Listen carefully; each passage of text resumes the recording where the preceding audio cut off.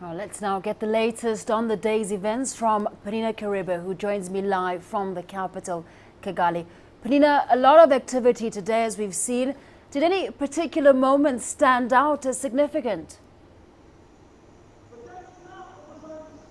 Well, for me, it was a very emotional event which began this morning with a genocide survivor just telling his account of how he lost his family to these senseless killings. And as this gentleman told his story, people in the stadium broke down. There were people who were wailing, there were those that were screaming, shouting, "Please don't kill me." And just those words themselves could just make you see or understand what it is these people have been through and how difficult it's been for those old wounds to heal. For me, the stadium was just in utter shock and silence. A lot of people just listening to this man tell his story. And there was also this very moving performance chronicling the country's history right from these colonial times all the way till the genocide and after the genocide. And again, for me, the people here was just raw emotions, really. People crying, people remembering what it is they went through, how they lost their loved ones to these senseless killings. In fact, the First Lady, Janet Kagame, also shed tears. And so, for me, for those of us who are watching this event, you almost got a sense of just how much this country has been through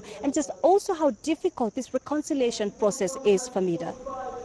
Right, Well, let's now just discuss this a little further. I'm joined here by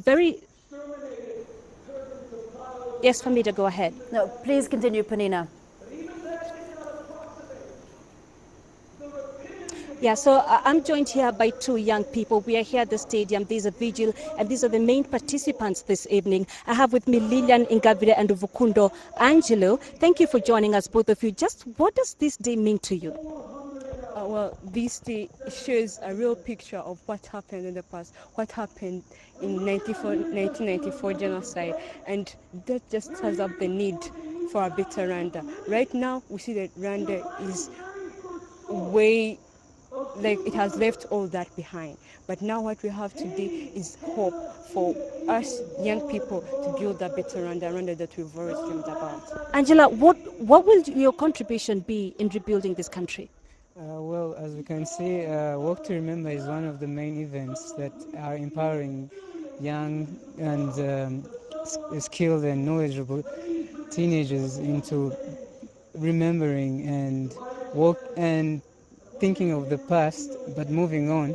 So I think what I could do is also contribute by bringing up other events or tell everyone about my story, about what happened. And just a quick one to the both of you. What's your message to the young generation in Africa? My message to any African young person out there is that they should feel like they're the very people to make a change in the world. It's sorry, like saying that young people are the strength of our nation. So they've got to have this feeling and understand the fact that they have this opportunity at hand, which they can't simply let go of. So it's high time they shape what they've always dreamed about. My message will be that your country is your home, and that your family and your friends are your neighbors. So we should all unite, love, and live and love.